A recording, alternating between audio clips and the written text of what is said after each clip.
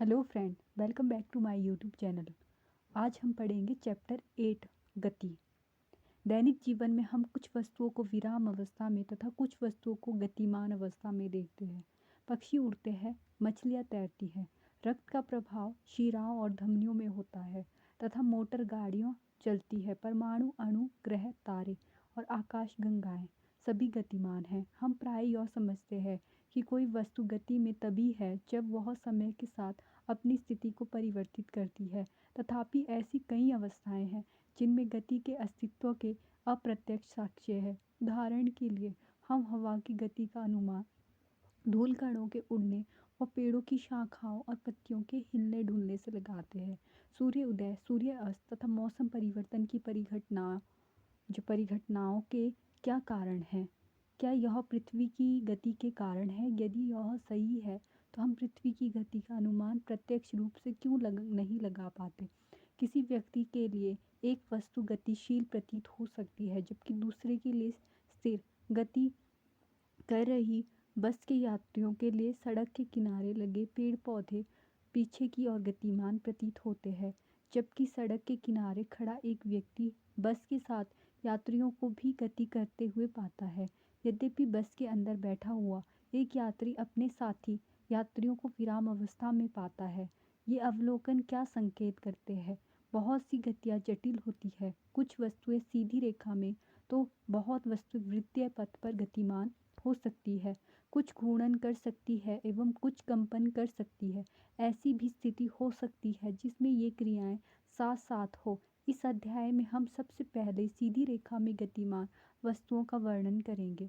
हम इस तरह की गति को साधारण समीकरणों और ग्राफों के माध्यम से व्यक्त करना भी सीखेंगे। बाद में हम वृत्तीय गति के बारे में चर्चा करेंगे। क्रियाकलाप 8.1 आपकी कक्षा की दीवार विराम अवस्था में है या गति में चर्चा करें। क्रियाकलाप 8.2 क्या आपने कभी अनुभव किया है कि रेलगाड़ी जिसमें आप बैठे हैं गति करती हुई प्रतीत होती है जबकि वास्तव में वह विराम अवस्था में है? इस बिंदु पर चर्चा करें और विचारों का आदान प्रदान करें। सोचें एवं करें। हम कभी कभी अपने आसपास की वस्तुओं की गति के कारण खतरे में घिर जाते हैं, विशेषतः यदि गति अनिश्चित व अनियंत्रित हो, जैसे बाढ़ वाली नदी, तूफान या सुनामी में देखा गया है। दूसरी ओर नियंत्रित गति मानव की सेवा में सहायक हो सकती है, जैसे पानी के द्वारा विद्युत उत्पादन।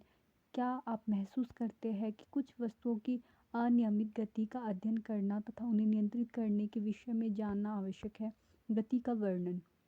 हम किसी वस्तु की स्थिति को एक निर्देश बिंदु निर्धारित कर व्यक्त करते हैं। आइए हम इसे एक उदाहरण के द्वारा समझें। माना किसी गांव में एक स्कूल रेलवे स्टेशन से 2 किलोमीटर उत्तर दिशा में है। हमने स्कूल की स्थिति को रेलवे स्टेशन के सापेक्ष निर्धारित किया है। इस उदाहरण में रेलवे स्टेशन निर्देश बिंदु है। हम दूसरे निर्देश बिंदुओं का भी अपनी सुविधा अनुसार चयन कर सकते हैं। इसलिए किसी वस्तु की स्थिति को बताने के लिए हमें एक निर्देश बिंदु की आवश्यकता होती है, जिसे मूल बिंदु कहा जाता है। सरल रेखीय गति। गति का सबसे साधारण प्रकार सरल रेखीय गति है। हमें सबसे पहले एक उदाहरण के द्वारा इसे व्यक्त करना सीखना होगा। माना कोई वस्तु सरल रेखीय पथ पर गतिमान है। वस्तु अपनी गति बिंदु O से प्रारंभ करती है, जिसे निर्देश बिंदु माना जाता है। माना कि भिन्न भिन्न क्षणों में A, B और C वस्तु की स्थितियों को प्रदर्शित करती है। पहले यह C और B से गुजरती है तथा A पर पहुंचती है। इसके पश्चात यह उसी पथ पर लौटती है और B से गुजरते हुए C तक पहुंचती है। वस्तु के द्वारा तय की गई दूरी OA प्लस AC अर्थात 60 किलोमीटर प्लस 35 किलोमीटर 95 किलोमीटर यह वस्तु के द्वारा तय की गई दूरी है। किसी वस्तु की दूरी को निर्धारित करने के लिए हमें केवल अंकीय मान की आवश्यकता होती है, ना कि गति की दिशा की। कुछ ऐसी राशियाँ होती है जिन्हें केवल उनके अंकीय मान द्वारा व्यक्त किया जा सकता है। किसी भौतिक राशि का अंकीय मान उसका परिणाम है। इस उदाहरण के द्वारा क्या आप वस्तु के प्रारंभिक स्थिति O से उसकी अंतिम स्थिति C तक की दूरी ज्ञात कर सकते हैं? यह दूरी आपको A से गुजरते हुए O से C तक के विस्थापन का अंकीय मान देगा। वस्तु की प्रारंभिक व अंतिम स्थिति के बीच की न्यूनतम दूरी को वस्तु का विस्थापन कहते हैं। क्या विस्थापन का परिमाण वस्तु के द्वारा तय की गई दूरी के बराबर हो सकता है? चित्र 8.1 में दिए गए उदाहरण को लें। O से A तक वस्तु की गति के लिए तय की गई दूरी 60 किलोमीटर है तथा विस्थापन का परिमाण भी 60 किलोमीटर है। O से A तथा पुनः B तक गति के दौरान तय की गई दूरी 60 किलोमीटर प्लस 25 किलोमीटर 85 किलोमीटर, जबकि विस्थापन का परिमाण 35 किलोमीटर होगा। इसलिए विस्थापन का परिमाण तय की गई दूरी 85 किलोमीटर के बराबर नहीं होगा। पुनः हम देखेंगे कि गति के दौरान विस्थापन का परिमाण शून्य हो सकता है, परंतु तय की गई दूरी शून्य नहीं होगी। यदि हम मान लेते हैं कि वस्तु गति करते हुए पुनः O तक जाती है, तो प्रारंभिक स्थिति और अंतिम स्थिति आपस में मिल जाती है, अतः विस्थापन शून्य है। यद्यपि हम यात्रा में तय की गई दूरी OA plus AO 60 kilometre plus 60 kilometre 120 kilometre है। इस प्रकार दो विभिन्न भौतिक राशियाँ दूरी एवं विस्थापन का प्रयोग वस्तु की पूरी गति प्रक्रिया को व्यक्त करने में तथा दिए गए समय में वस्तु की प्रारंभिक स्थिति के सापेक्ष अंतिम स्थिति ज्ञात करने में किया जाता है। क्रियाकलाप 8.3 1 मीटर स्केल और एक लंबी रस्सी लीजिए। बास्केटबॉल कोर्ट के एक कोने से दूसरे कोने तक उसके किनारे से होते हुए जाए। अपने द्वारा तय की गई दूरी और विस्थापन के परिमाण को मापें। दोनों भौतिक राशियों के मापन में आप क्या अंतर पाते हैं? क्रियाकलाप 8.4 स्वचालित वाहनों में एक यंत्र लगा होता है जो उनके द्वारा तय की गई दूरी को प्रदर्शित करता है। इस यंत्र को ओडोमीटर कहते हैं। एक कार को भुवनेश्वर से नई दिल्ली ले जाया जाता है। ओडोमीटर के अंतिम पाठ्यांक और प्रारंभिक पाठ्यांकों के बीच का अंतर 1850 किलोमीटर है। भारत की सड़क मानचित्र की सहायता से भुवनेश्वर तथा नई दिल्ली के बीच के विस्थापन के परिमाण को ज्ञात करें। एक समान गति और असमान गति। माना कि एक वस्तु एक सीधी रेखा पर चल रही, माना पहले एक सेकंड में यह 50 मीटर, दूसरे सेकंड में 50 मीटर, तीसरे सेकंड में 50 मीटर तथा चौथे सेकंड में 50 मीटर दूरी तय करती है। इस स्थिति में वस्तु प्रत्येक सेकंड में 50 मीटर की दूरी तय करती है। क्योंकि वस्तु समान समय अंतराल में समान दूरी तय करती है, तो उसकी गति को एक समान गति कहते हैं। इस तरह की गति में समय अंतराल छोटा होना चाहिए। हम दैनिक जीवन में कई बार देखते हैं कि वस्तुओं के द्वारा समान समय अंतराल में असमान दूरी तय की जाती है। उदाहरण के लिए भीड़ वाली सड़क पर जा रही कार या पार्क में दौड़ रहा एक व्यक्ति। ये असमान गति के कुछ उदाहरण हैं। क्रियाकलाप 8.5 दो वस्तुएं A तथा B की गति से संबंधित आंकड़ों को सारणी 8.1 में दिया गया है। ध्यान से देखें और बताएं कि वस्तुओं की गति एक समान है या असमान।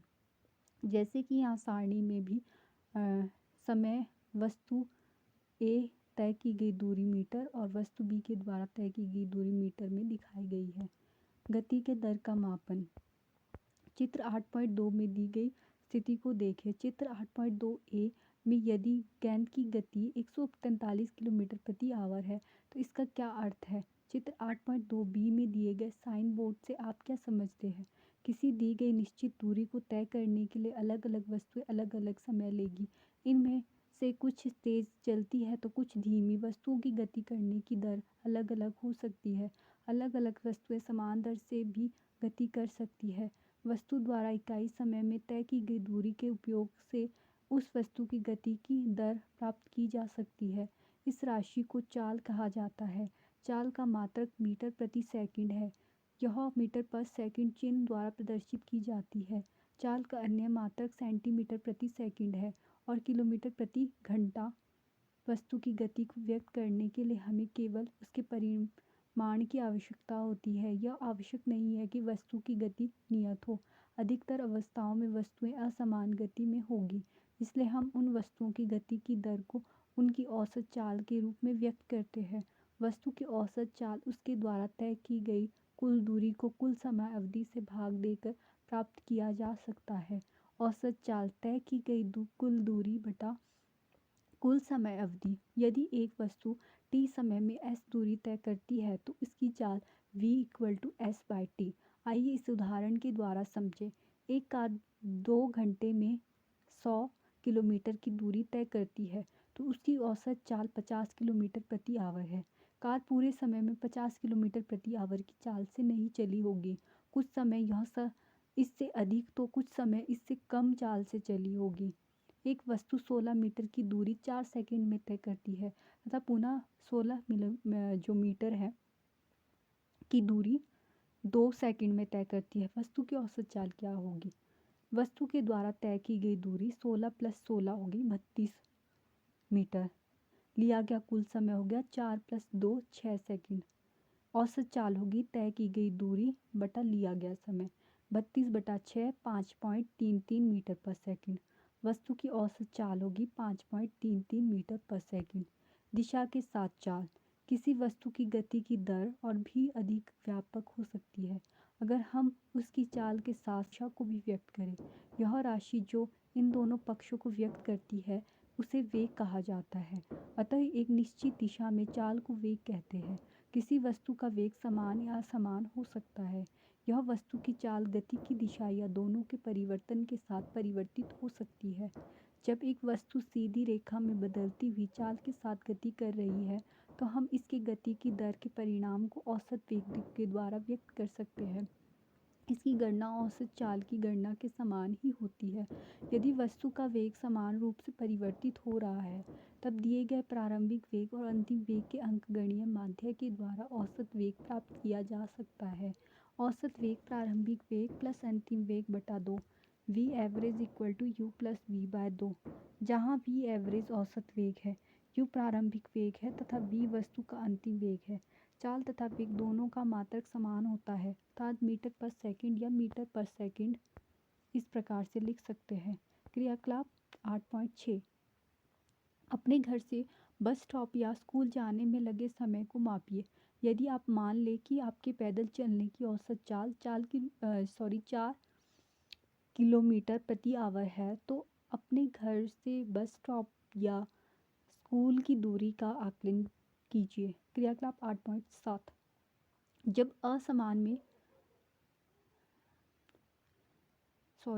आसमान में बादल छाए होते हैं तो बिजली के चमकने और बादलों के गरजने की क्रिया बार बार हो सकती है।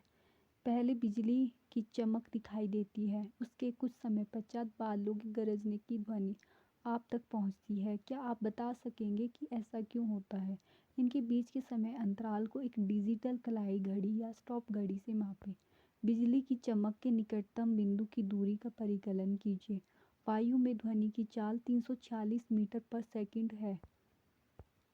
यात्रा शुरू होते समय कार का ओडोमीटर 2000 किलोमीटर प्रदर्शित करता है और यात्रा समाप्ति पर 2400 किलोमीटर प्रदर्शित करता है। यदि इस मात्रा में 8 घंटे लगते हैं तो कार की औसत चाल को किलोमीटर प्रति आवर और मीटर पर सेकंड में ज्ञात करें। कार के द्वारा तय की गई दूरी 2400 किलोमीटर माइनस 2400 किलोमीटर होगी। दूरी करने के बाद जो समय लगा वो है 8 घंटा। कार की औसत चाल हो गई 400 किलोमीटर बटा 8 मतलब 50 किलोमीटर प्रति सेकंड। अब किलोमीटर प्रति सेकंड को मीटर पर सेकंड में कन्वर्ट करने के लिए 1000 बटा 3600 मल्टीप्लाई कर देंगे तो ये आ गया 13.9।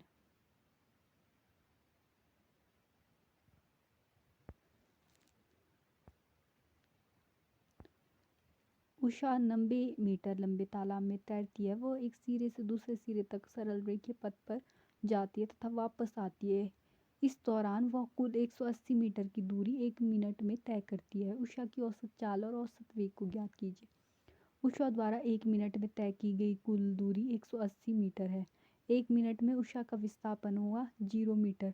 औसत चाल होगी तय की गई दूरी जो तय की गई कुल दूरी है और लिया गया कुल समय है बटा करना है उसका। फिर 180 मीटर बटा 1 मिनट, 180 मीटर बटा 1 मिनट गुना 1 मिनट बटा 7 सेकंड, ये हो गया 3 मीटर पर सेकंड। औसत वेग विस्थापन लिया बटा विस्थापन जो पहले है इसका फॉर्मूला है औसत वेग बराबर विस्थापन बटा लिया गया कुल समय।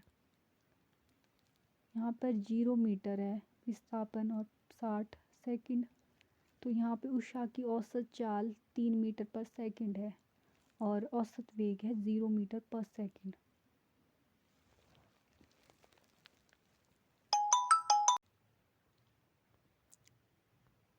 वेग में परिवर्तन की दर। किसी भी वस्तु के एक समान सरल रेखीय गति के दौरान समय के साथ वेग नियत रहता है। इस अवस्था में किसी भी समय अंतराल में वस्तु के वेग में परिवर्तन शून्य है। यद्यपि असमान गति में वेग समय के साथ परिवर्तित होता है। इसका मान विभिन्न समयों पर एवं विभिन्न बिंदुओं पर भिन्न भिन्न होता है। इस प्रकार किसी भी समय अंतराल पर वस्तु के वेग में परिवर्तन शून्य नहीं होता। क्या अब हम वस्तु के वेग में परिवर्तन को व्यक्त कर सकते हैं?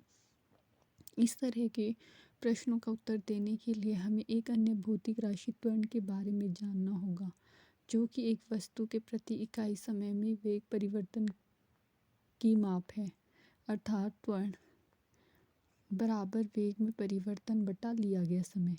यदि एक वस्तु का वेग प्रारंभिक वेग u से t समय में बदल कर v हो जाता है तो त्वरण निम्न होगा। a जो यहाँ पर v माइनस u बटा t। इस प्रकार की गति को त्वरित गति कहा जाता है। यदि त्वरण वेग की दिशा में है तो इसे धनात्मक लिया जाता है तथा यदि यह वेग के विपरीत दिशा में है तो ऋणात्मक लिया जाता है। त्वरण का मात्रक मीटर पर सेकंड स्क्वायर है। यदि एक वस्तु सीधी रेखा में चलती है और इसका वेग समान समय अंतराल में समान रूप से घटता या बढ़ता है तो वस्तु के त्वरण को एक समान त्वरण कहा जाता है। स्वतंत्र रूप से गिर रही एक वस्तु की गति एक समान त्वरित गति का उदाहरण है। दूसरी ओर एक वस्तु असमान त्वरण से चल सकती है यदि उसका वेग असमान रूप से बदलता है। उदाहरण के लिए, यदि एक कार सीधी सड़क पर चलते हुए समान समय अंतराल में असमान दर से चाल को परिवर्तित करती है, तब कहा जाता है कि कार असमान त्वरण के साथ गतिमान है। एक्टिविटी 8.8 आप दैनिक जीवन में बहुत प्रकार की गतिविधियों को देखते होंगे, जिनमें प्रमुख है गति की दिशा में त्वरण है, त्वरण गति की दिशा के विरुद्ध है, एक समान त्वरण है तथा असमान त्वरण है। क्या आप ऊपर दी प्रत्येक प्रकार की गति के लिए एक एक उदाहरण दे सकते हैं? उदाहरण 8.4 विराम अवस्था में राहुल अपनी साइकिल को चलाना शुरू करता है और 30 सेकंड में 6 मीटर पर सेकंड का वेग प्राप्त करता है। वह इस प्रकार से ब्रेक लगाता है कि साइकिल का वेग अगले 5 सेकंड में कम होकर 4 मीटर पर सेकंड हो जाता है। दोनों स्थितियों में साइकिल के त्वरण की गणना करें। हल। पहली स्थिति में प्रारंभिक वेग u=0, अंतिम वेग v=6 मीटर पर सेकंड, समय t=30 सेकंड। समीकरण से a=v-u/t। u, v और t का दिया हुआ मान ऊपर दिए समीकरण में रखने पर a=6 metre per second minus 0 metre per second upon 30 second = 0.2 metre per second का स्क्वायर। दूसरी अवस्था में प्रारंभिक वेग u=6 मीटर पर सेकंड, अंतिम वेग v=4 मीटर पर सेकंड, समय t=5 second. a=4 - 6/5 = 0.4 metre per second square. Cycle का त्वरण पहली स्थिति में 0.2 मीटर पर सेकंड है और दूसरी स्थिति में 0.04 मीटर पर सेकंड स्क्वायर है। गति का ग्राफीय प्रदर्शन। कई घटनाओं के बारे में मूल जानकारी सुविधाजनक विधि से ग्राफ द्वारा प्रदर्शित की जा सकती है। उदाहरण के लिए, किसी एक दिवसीय क्रिकेट मैच के प्रसारण में किसी टीम द्वारा प्रत्येक ओवर में बनाए गए रनों की दर को प्राय ऊर्ध्वाधर बार ग्राफ से दिखाया जाता है। जैसा कि आपने गणित में पढ़ा है कि एक सरल रेखीय ग्राफ की सहायता से दो चर युक्त रैखिक समीकरण का हल ज्ञात किया जाता है। किसी वस्तु की गति को दर्शाने के लिए एक रेखीय ग्राफ की आवश्यकता होती है। इस स्थिति में रेखा ग्राफ किसी एक भौतिक राशि पर निर्भरता को दर्शाता है, जैसे दूरी या वेग का दूसरी राशि, जैसे समय पर दूरी समय ग्राफ।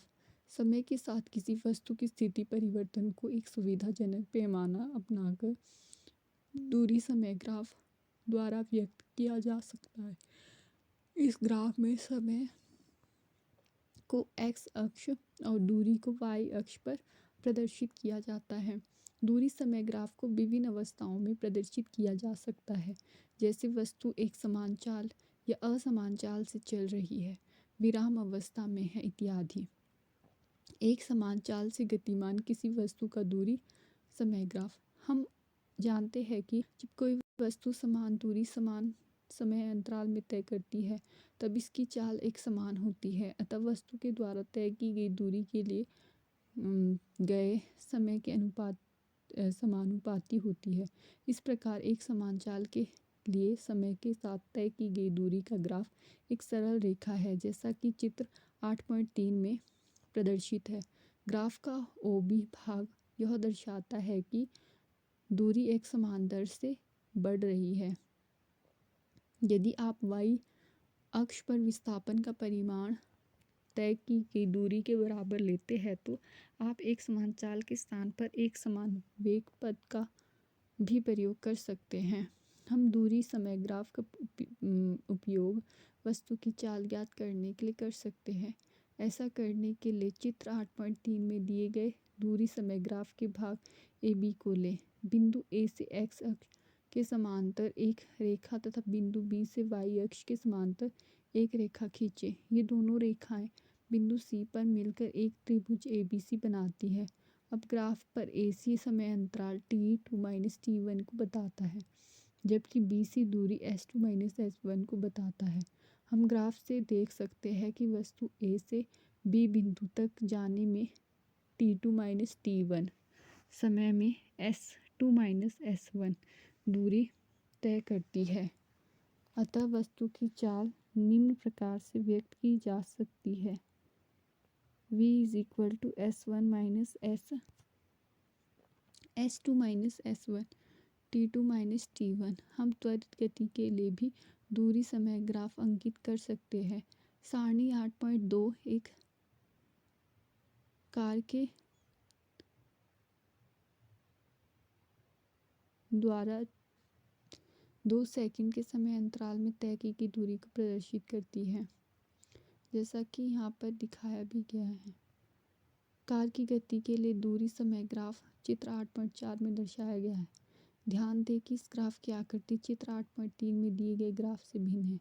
इस ग्राफ की प्रकृति समय के साथ कार द्वारा तय की गई दूरी का आरेखीय परिवर्तन दर्शाता है। इस प्रकार चित्र 8.4 में दिखाया गया ग्राफ असमान चाल को व्यक्त करता है। वेग समय ग्राफ एक सरल रेखा में चल रही वस्तु के वेग में समय के साथ परिवर्तन को वेग समय ग्राफ द्वारा दर्शाया जा सकता है।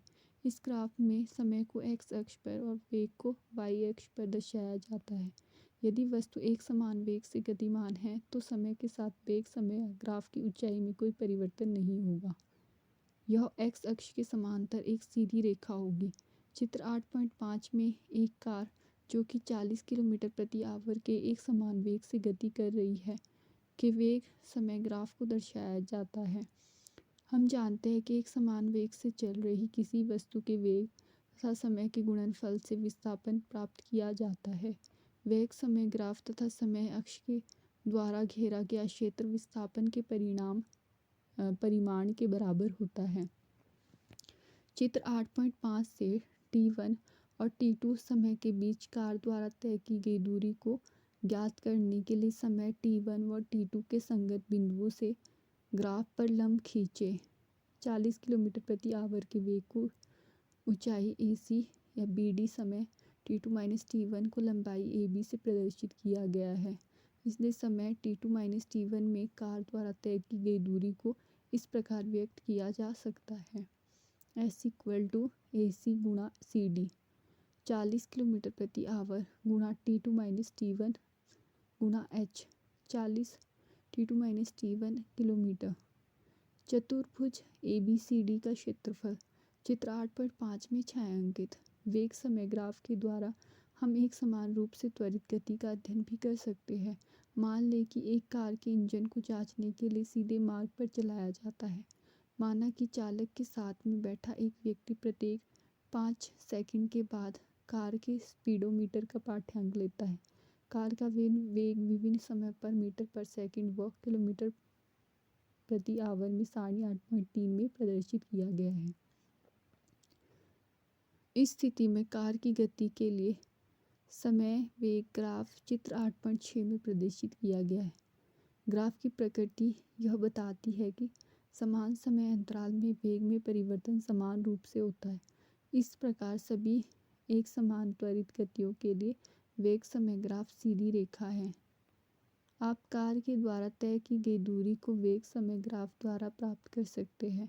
वेग समय ग्राफ का क्षेत्रफल दिए गए समय अंतरालों में कार द्वारा तय की गई दूरी विस्थापन के परिमाण को बताता है। यदि कार एक समान वेग से गति करे तो ग्राफ चित्र 8.6 में दर्शाए गए जो क्षेत्र है ABCD द्वारा तय की गई दूरी को दर्शाया जाएगा। चूँकि कार के वेग का परिमाण त्वरण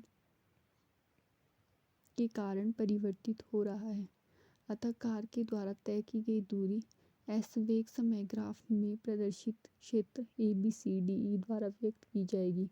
SABCDE का क्षेत्रफल बराबर आयत ABCD का क्षेत्रफल प्लस त्रिभुज ADE का क्षेत्रफल AB गुणा BC प्लस 1/2 AD गुणा DE। असमान त्वरित गति की स्थिति में वेग समय ग्राफ किसी भी आकृति का हो सकता है। चित्र 8.7a वेग समय ग्राफ को दर्शाता है, जो कि एक वस्तु की गति को प्रदर्शित करता है जिसका वेग समय के साथ घटता है, जबकि चित्र 8.7b में किसी वस्तु के वेग में असमान परिवर्तन को वेग समय ग्राफ द्वारा दर्शाया गया है। क्रियाकलाप 8.9 एक ट्रेन के तीन विभिन्न स्टेशनों A, B, C पर आगमन और प्रस्थान करने के समय एवं स्टेशन A में स्टेशन B व C की दूरी सारणी 8.4 में दी गई है। जैसा कि यहाँ पर दूरी दिखाई गई है स्टेशन A, B, C और A से दूरी है 0, B से 120, C से 180। आगमन का समय 8, A का, B का 11 मतलब 11.15 और C का 13 मतलब 1। और प्रस्थान का समय है 8:15, 11:30 और 1:15। मान दो स्टेशनों के बीच ट्रेन की गति एक समान है तो इस आधार पर वेग समय ग्राफ खींचे तथा उसकी व्याख्या करें। क्रियाकलाप 8.10 फिरोज और उसकी बहन सानिया अपनी साइकिलों को स्कूल जाते हैं। वे दोनों घर से एक ही समय पर प्रस्थान करते हैं एवं एक ही मार्ग से जाते हैं, फिर भी अलग अलग समय पर स्कूल पहुंचते हैं। सारणी 8.5 उन दोनों के द्वारा अलग अलग समय में तय की गई दूरी को दर्शाती है। उन दोनों की गति के लिए एक ही पैमाने पर दूरी समय ग्राफ खींचे तथा व्याख्या करें। फिरोज और सानिया द्वारा अपने साइकिलों पर अलग अलग समय में तय की गई दूरी, जो कि यहाँ पर दिखाई गई है टेबल में। फिर है ग्राफीय विधि से गति के समीकरण। कोई वस्तु सीधी रेखा में एक समान त्वरण से चलती है तो एक निश्चित समय अंतराल में समीकरणों के द्वारा उसके वेग गति के दौरान त्वरण व उसके द्वारा तय की गई दूरी के संबंध स्थापित करना संभव है। अगर सीधी रेखा में चल रही हो, एक समान त्वरण हो,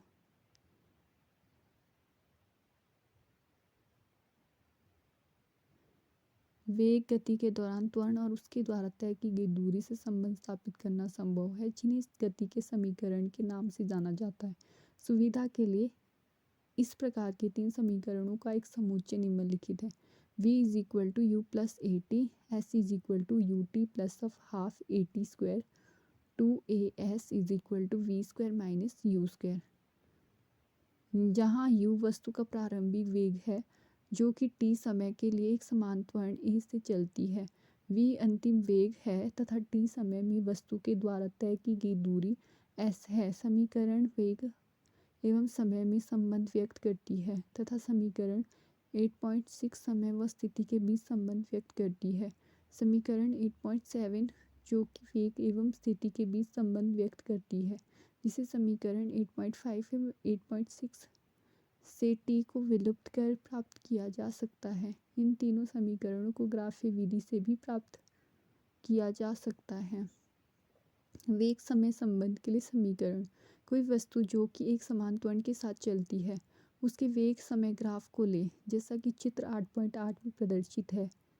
चित्र 8.6 के समकक्ष, किंतु अब u इज इक्वल टू 0। इस ग्राफ से आप देख सकते हैं कि वस्तु का प्रारंभिक वेग u है बिंदु A पर, और यह t समय में बढ़कर v बिंदु B पर हो जाता है। वेग एक समान दर a के साथ परिवर्तित होता है। चित्र 8.8 में बिंदु B से दो लंब BC और BE क्रमशः समय तथा वेग अक्षों पर खींचे गए हैं। प्रारंभिक वेग OA के द्वारा, अंतिम वेग BC के द्वारा तथा समय अंतराल t OC के द्वारा प्रदर्शित किया गया है। BD equal to BC minus CD समय अंतराल t में वेग में परिवर्तन को दर्शाता है। अब OC के समांतर AD रेखा खींचे। ग्राफ से हम पाते हैं कि BC is equal to BD plus DC BDA plus OA। इसमें BC equal to V, OA is equal to U रखने पर हम पाते हैं कि V is equal to BD plus U, BD is equal to V minus U। वेग समय graph से वस्तु के त्वरण को व्यक्त किया जाता है। A इज इक्वल टू वेग में परिवर्तन बटा लिया गया समय। BD by AD is equal to BD by OC। OC equal to T रखने पर हम पाते हैं कि A is equal to BD by T, BD is equal to AT। समीकरण 8.8 तथा 8.9 में हम पाते हैं V is equal to U plus AT। समय स्थिति संबंध के लिए समीकरण। मान लें कि वस्तु ने एक समान त्वरण A से T समय में S दूरी तय की। चित्र 8.8 में वस्तु के द्वारा तय की गई दूरी वेग समय ग्राफ AB के नीचे घिरे क्षेत्र OABC द्वारा प्राप्त की जाती है। इस प्रकार वस्तु के द्वारा तय की गई दूरी S निम्न प्रकार व्यक्त की जाती है। S is equal to OABC का क्षेत्रफल जो एक समलंब है इक्वल टू आयत OADC का क्षेत्रफल प्लस त्रिभुज ABD का क्षेत्रफल OA गुणा OC प्लस हाफ AD गुणा BD। OA is equal to U, OC is equal to AD is equal to T, BD is equal to AT। मान रखने पर हम पाते हैं S is equal to U गुणा T प्लस हाफ T गुणा AT। S is equal to UT plus half AT square. वेग स्थिति संबंध के समीकरण। चित्र 8.8 में प्रदर्शित वेग समय ग्राफ से वस्तु के द्वारा एक समान त्वरण A से T समय में तय की गई दूरी S को ग्राफ के नीचे समलंब चतुर्भुज OABC द्वारा घेरे गए क्षेत्रफल द्वारा प्रदर्शित किया गया है। अर्थात S इक्वल टू समलंब OABC का क्षेत्रफल OA प्लस BC गुणा OC बाय 2 बटा 2। OA is equal to U, BC equal to V, OC equal to T रखने पर हम पाते हैं S is equal to U plus V का होल स्क्वायर गुणा T बटा 2। वेग समय संबंध समीकरण 8.6 से हम पाते T is equal to V minus U by A। समीकरण 8.11 और समीकरण 8.12 से हम पाते हैं S is equal to V plus U गुणा V माइनस U बटा 2A। 2AS is equal to V square minus U square. एक रेलगाड़ी विराम अवस्था में चलना प्रारंभ करती है और 5 मिनट में 72 किलोमीटर प्रति आवर का वेग प्राप्त कर लेती है। मान लें कि त्वरण एक समान है। परिकलन लीजिए। त्वरण 1 है, त्वरण 2 है। इस वेग को प्राप्त करने के लिए रेलगाड़ी द्वारा तय की गई दूरी दिया U is equal to 0, V is equal to 72 kilometre प्रति आवर 20 मीटर पर सेकंड और T is equal to 5 minute 300 second. समीकरण से हम जानते हैं A is equal to V minus U by T is equal to 20 metre per second minus 0 metre per second बटा 300 second 1/15 metre per second square. समीकरण से हम जानते हैं 2AS is equal to V square minus U square is equal to V square minus 0। अतः S is equal to V square by 2A। 20 metre per second का square बटा 2 गुणा 1/15 metre per second. यहाँ पर आ गया 3000 मीटर, 3 किलोमीटर।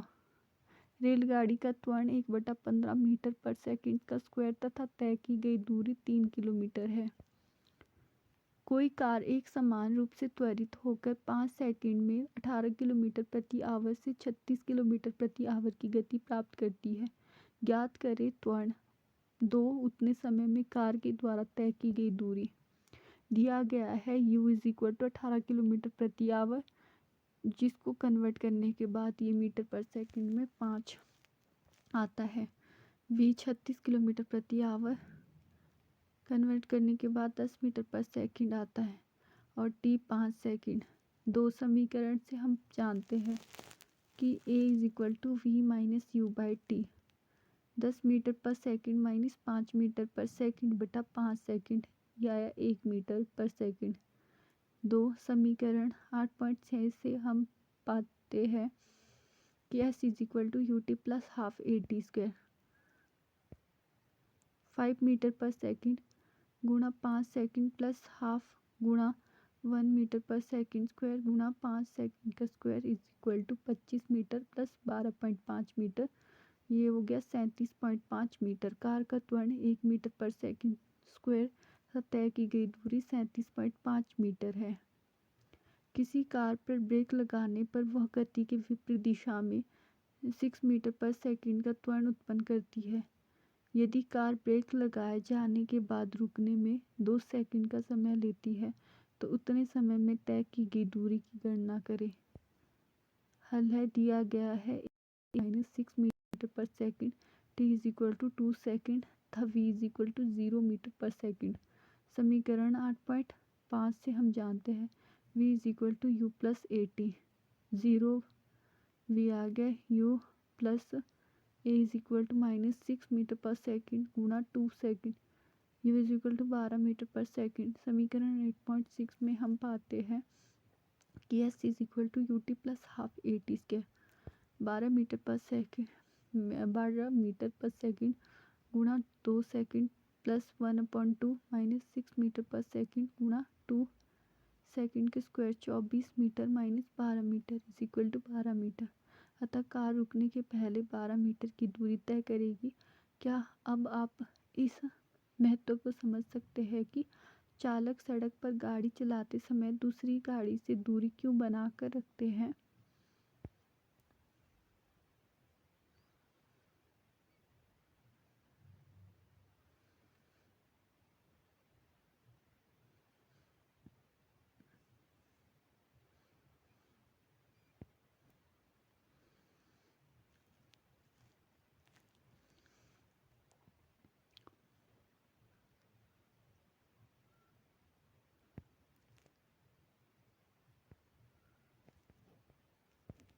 एक समान वृत्तीय गति। जब वस्तु के वेग में परिवर्तन होता है तब हम कहते हैं कि वह वस्तु त्वरित हो रही है। वेग में यह परिवर्तन वेग के परिणाम या गति की दिशा या दोनों के कारण हो सकता है। क्या आप एक उदाहरण के बारे में सोच सकते हैं जिसमें एक वस्तु अपने वेग के परिणाम को नहीं बदलती परंतु अपनी गति की दिशा को बदलती है? किसी बंद पथ पर एक वस्तु की गति का उदाहरण लें। किसी एथलीट धावक को एक आयताकार पथ ABCD के अनुदिश दर्शाता है। माना एथलीट पथ के सीधे भागों AB, BC, CD और DA एक समान चाल से दौड़ता है। अपने आप को पथ पर बनाए रखने के लिए कोनों पर वह शीघ्रता से अपनी चाल बदलता है। एक चक्कर पूरा करने में उसे कितनी बार अपनी गति की दिशा बदलनी पड़ेगी? यह स्पष्ट है कि आयताकार पथ पर एक चक्कर लगाने के दौरान उसने 4 बार अपनी गति की दिशा को बदला होगा। यहाँ पर आयताकार पथ, षटकोणीय पथ, अष्टकोणीय पथ और वृत्तीय पथ दिखाया गया है। एक एथलीट की विभिन्न आकृतियाँ बंद पथ पर गति होती है। अब मान लें कि एथलीट आयताकार पथ के स्थान पर षटकोणीय पथ ABCDEF के अनुदिश दौड़ रहा है, जैसा कि चित्र 8.9b में प्रदर्शित है। इस स्थिति में एथलीट को एक चक्कर पूरा करने में 6 बार अपनी दिशा को बदलना होगा। यदि पथ षटभुजाकार ना होकर सम अष्टभुजाकार पथ ABCDEFGH हो तो क्या होगा। यह देखा गया है कि पथ की भुजाओं की संख्या में वृद्धि के साथ ही एथलीट को अपनी मुड़ने की संख्या में वृद्धि करनी पड़ती है। अगर हम अनिश्चित रूप से पथ की भुजाओं की संख्या बढ़ाएं तो उन भुजाओं का आकार कैसा होगा। यदि आप ऐसा करते हैं तो आप पाएंगे कि सभी भुजाएं जो भुजाओं की लंबाई घटकर एक बिंदु के समान हो जाएगी और पथ का आकार लगभग वृत्त के समान हो जाएगा। अगर एथलीट एक वृत्तीय पथ पर नियत परिमाण वाले वेग के साथ दौड़ता है तो उसके वेग में परिवर्तन केवल गति की दिशा में परिवर्तन के कारण होता है। इसलिए वृत्तीय पथ पर दौड़ता हुआ एक एथलीट त्वरित गति का एक उदाहरण है। हम जानते हैं कि त्रिज्या r वाले वृत्त की परिधि 2πr होती है। अगर एथलीट r त्रिज्या वाले वृत्तीय पथ का एक चक्कर लगाने में t सेकंड का समय लेता है तो वेग v होगा v = 2πr/t। जब एक वस्तु वृत्तीय रास्ते पर एक समान चाल से चलती है तब उसकी गति को एक समान वृत्तीय गति कहा जाता है। क्रियाकलाप 8.11 एक धागे का टुकड़ा ले और उसके एक छोर पर एक छोटे से पत्थर को बांध ले। धागे के दूसरे छोर को पकड़कर पत्थर की वृत्तीय पथ पर नियत चाल में घुमाएं जैसा कि चित्र 8.10 में दिखाया गया है। पत्थर नियत परिमाण के वेग से वृत्तीय पथ को निर्दिष्ट करता है। अब पत्थर सहित धागे को छोड़ दे। क्या आप बता सकते हैं कि धागा छोड़ने के बाद पत्थर किस दिशा में जाएगा। इस क्रिया को बार बार दोहराएं और वृत्तीय पथ के अलग अलग जगहों से पत्थर को छोड़ें और यह देखें कि पत्थर की गति करने की दिशा समान है या नहीं। ध्यानपूर्वक देखने पर आप पाएंगे कि पत्थर वृत्तीय पथ के स्पर्श रेखीय सीधी रेखा के साथ गति करता है। ऐसा इसलिए क्योंकि जब पत्थर को छोड़ा जाता है तो वह उसी दिशा में गति जारी रखता है जिस दिशा में उस क्षण वह गति कर रहा है। इससे पता चलता है कि जब किसी पत्थर को वृत्तीय पथ पर घुमाया जाता है तो उसकी गति की दिशा प्रत्येक बिंदु पर परिवर्तित होती है। जब कोई एथलीट खेल प्रतियोगिता में एक चक्र डिस्कस या गोल को फेंकता है तो वह उसे अपने हाथ में पकड़ता है तथा अपने शरीर को घुमाकर उसे वृत्तीय गति प्रदान करता है। इच्छित दिशा में एक बार छूटने के बाद गोला या चक्र उसी दिशा में गति करता है जिस दिशा में वो छोड़ते समय गति कर रहा था। यह ठीक उसी प्रकार है जिस प्रकार उक्त क्रियाकलाप में पत्थर के लिए वर्णित है। वस्तु की एक समान वृत्तीय गति के बहुत से परिचित उदाहरण है जिसे चंद्रमा एवं पृथ्वी की गति, पृथ्वी के चारों ओर वृत्तीय कक्षा में घूर्णन करता हुआ एक उपग्रह, वृत्तीय पथ पर नियत चाल से चलता हुआ साइकिल सवार इत्यादि। आपने क्या सीखा। स्थिति में परिवर्तन एक गति है। इसकी व्याख्या तय की गई दूरी या विस्थापन के रूप में की जा सकती है। एक वस्तु की गति का समान या असमान होना उस वस्तु के वेग पर निर्भर करता है जो कि नियत है या बदल रहा है। प्रति इकाई समय में वस्तु के द्वारा तय की गई दूरी उसकी चाल है और प्रति इकाई समय में हुआ विस्थापन उसका वेग है। किसी वस्तु का त्वरण प्रति इकाई समय में उसके वेग में होने वाला परिवर्तन होता है। ग्राफों के द्वारा वस्तु की समान और असमान गति को दर्शाया जा सकता है। एक समान त्वरण से चल रही एक वस्तु की गति की व्याख्या निम्न समीकरणों के माध्यम से की जा सकती है। v = u + at, s = ut + ½ at², 2as = v² - u², जहाँ u वस्तु का प्रारंभिक वेग है जो कि t समय के एक समान त्वरण a से गति करती है। इसका अंतिम वेग v है और t समय में तय की गई दूरी s है। अगर कोई वस्तु वृत्तीय पथ पर एक समान चाल से चलती है तो उसकी गति को एक समान वृत्तीय गति कहा जाता है। Thank you for watching. अगर मेरे द्वारा दी गई इन्फॉर्मेशन आपको महत्वपूर्ण लगती है तो मेरे चैनल को लाइक, शेयर और सब्सक्राइब कर लें।